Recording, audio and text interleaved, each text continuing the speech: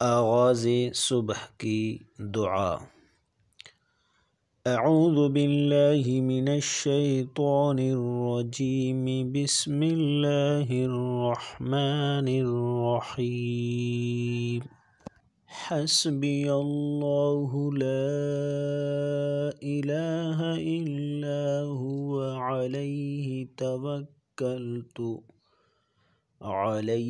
توکلت وهو رب العرش العظیم۔ جو شخص صبح کے وقت یہ دعا پڑھے سارا دن اس کی اللہ رب العزت حفاظت عطا فرمائے گا اور مشکلات پریشانی کو ختم عطا فرمائے گا۔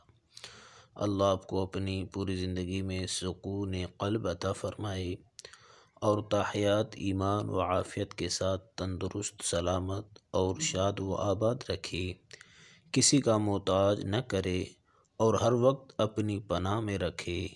آمین آمین ثم آمین۔